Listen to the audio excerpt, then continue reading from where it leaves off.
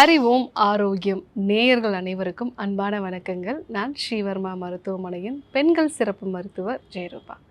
இந்த நாள் இனிய நாளாக அமைய என்னுடைய மனமார்ந்த வாழ்த்துக்களும் பிரார்த்தனைகளும். பிசிஓஎஸ்ன்னு சொன்ன உடனே சாப்பாடை ரொம்ப கம்மி பண்ணிடுறது, கம்ப்ளீட்டாக நான் சுகர் ஐட்டம்ஸே நிறுத்திட்டேன்.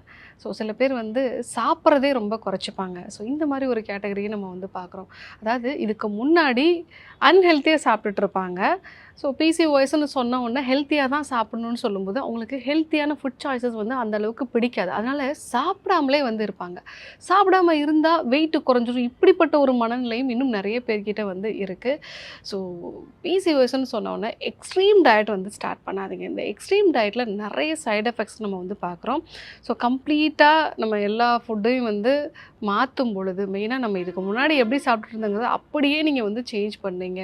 ரைஸ் ஐட்டம்ஸை கம்ப்ளீட்டாக நம்ம மாதக்கணக்காக குறைச்சிறது. இதனால் என்ன ஆகும்னா, முதல்ல உங்கள் பாடியில் ஸ்ட்ரெஸ் லெவல் அதிகமாகும். ஸ்ட்ரெஸ் அதிகமாகும்போது அப்போயும் நீங்கள் மனக்கட்டுப்பாடோடு அதை நீங்கள் சாப்பிடாமல் இருக்கீங்க, எந்த ஃபுட்டையும் நீங்கள் சாப்பிடாமல் இருக்கீங்கன்னா ரொம்ப இரிட்டேட் ஆகி என்ன காரணம்னே தெரியாமல் நீங்கள் நிறைய கோவப்படுவீங்க. ஸோ இந்த கண்டிஷனில் கார்டிசால் ஹார்மோன் அதிகமாகிறதுனாலையும் நிறைய பேருக்கு பிசிஓஎஸ் சிம்டம்ஸ் வாசன் ஆகும். வெயிட்டு ஒரு 2 கிலோ குறையும்.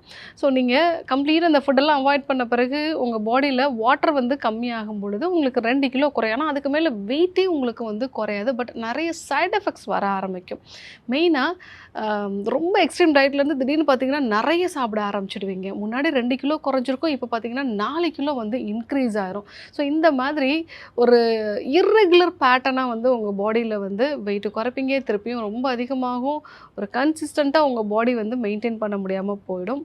அதே போல் ஸ்ட்ரெஸ் ஹார்மோன்ஸ் அதிகமாகிறதுனாலையும் நியூட்ரிஷ்னல் டெஃபிஷியன்சினாலும், ஸோ அன்ஹெல்த்தியாக சாப்பிட்றது இல்லைன்னா ஹெல்த்தியாக சாப்பிடாமல் இருக்கிறது, இதனால் நியூட்ரிஷ்னல் டெஃபிஷியன்சி நிறைய வரும். இரும்பு சத்து குறைபாடு இருக்கும், புரோட்டீன் சத்து குறைபாடு இருக்கும். இதனால் தசைகள் எல்லாமே ரொம்ப பலகீனமாயிடும். முடி கொட்டுறது நிறைய இருக்கும். ஸோ சில மைக்ரோ நியூட்ரிஷன்லாம் கம்மியாகும் போது மன அழுத்தம், மெக்னீஷியம்லாம் கம்மியாகும் போது மன அழுத்தம் அதிகமாகும். கால்சியத்தோட அளவு கம்மியாகும் போது எலும்புகளில் பாதிப்பு வரும். இந்த மாதிரி உடம்பு வெயிட்டு கொஞ்சம் குறையும், ஆனாலும் டோட்டலாகவே நீங்கள் ஒரு நோயாளியாக மாறிடுவீங்க.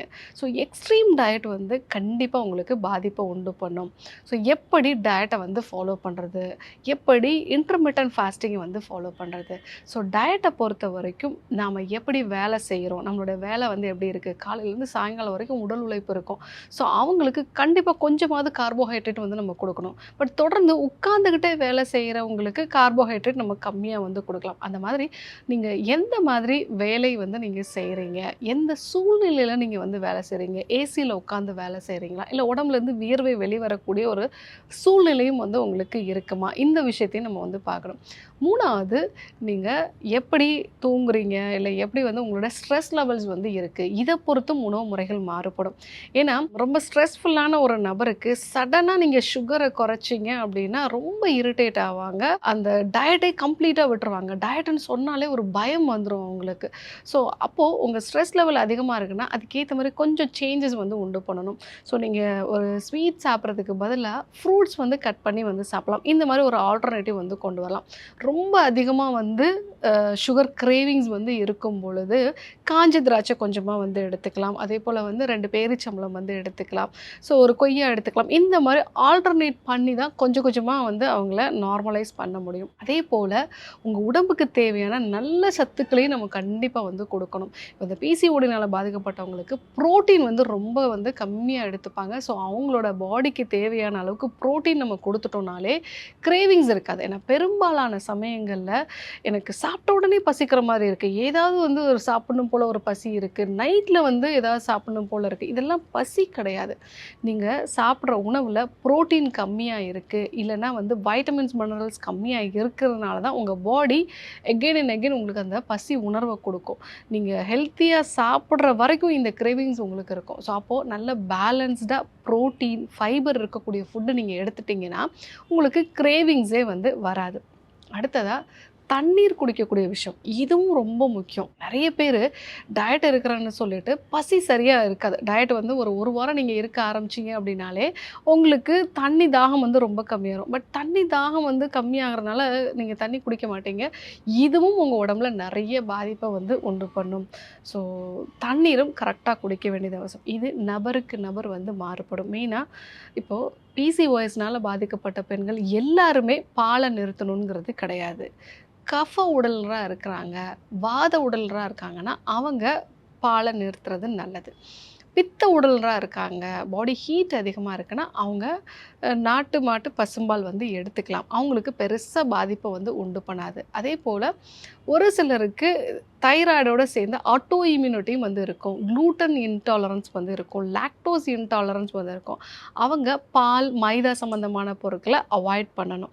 ஸோ இந்த மாதிரி இது நபருக்கு நபர் மாறுபடும். அவங்களோட உடலோட தன்மை வாதமா பித்தமா கஃபமா, அவங்களுடைய நோய்க்கு மூல காரணம் என்ன.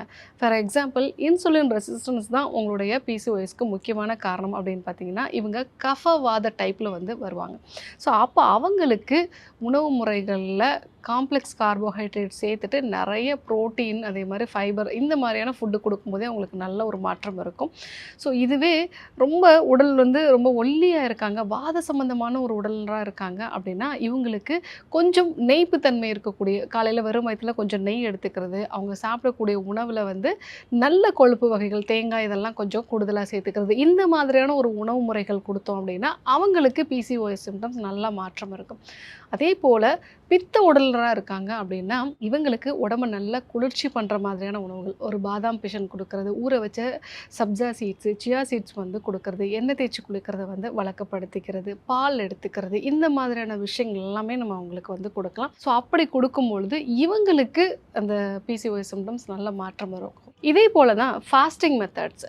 இப்போது கஃப உடலராக இருக்காங்க அப்படின்னா அவங்க 14 ஹவர்ஸ் ஃபாஸ்டிங் மெத்தட்ஸ் வந்து ஃபாலோ பண்ணுறது நல்லது.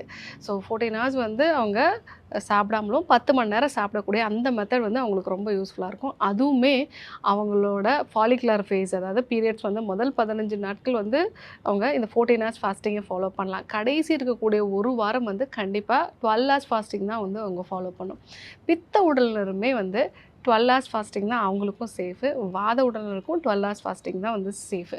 ஸோ இன்னும் சொல்லப்போனால் வாத உடலினருக்கு வந்து ஃபாஸ்டிங் மெத்தட்ஸு அளவில் கம்மியாக எடுத்துக்கிட்டாலே வந்து போகும். ஏன்னா ஆல்ரெடி அவங்க சரியாக சாப்பிட மாட்டாங்க. ஸோ இந்த மாதிரி உடலோட தன்மையை பொறுத்தும் அவங்களுடைய வேலை அவங்களுடைய மனநிலை எப்படி இருக்கும் இதை பொறுத்தும் நம்ம அவங்களுக்கான உணவு முறைகளை வந்து மாற்றி கொடுக்கணும். அப்படி இல்லாத போது தான் நமக்கு நிறைய பிரச்சனைகள் வந்து வரும். ஸோ டயட்டுன்னு சொல்லி ரொம்ப எக்ஸ்ட்ரீமாக ஃபாலோ பண்ணுறது இதனால் நிறைய சைடு எஃபெக்ட்ஸ் தான் வருது. நிறைய பெண்களை பார்க்குறோம், டாக்டர் நான் ஒரு வருஷம் வந்து ஃபாலோ பண்ணேன் டாக்டர், அடுத்து ஒரு வருஷம் நான் வந்து கம்ப்ளீட்டாக டயட்டை விட்டேன், திருப்பி வந்து எனக்கு வெயிட் இன்க்ரீஸ் ஆச்சு. இந்த மாதிரி கிராஜுவலாக ஒரு 60 கேஜிலேருந்து 90 கேஜியில் ஒரு ஃப்ளக்சுவேஷன்லேயே வந்து இருந்துகிட்டே இருப்பாங்க.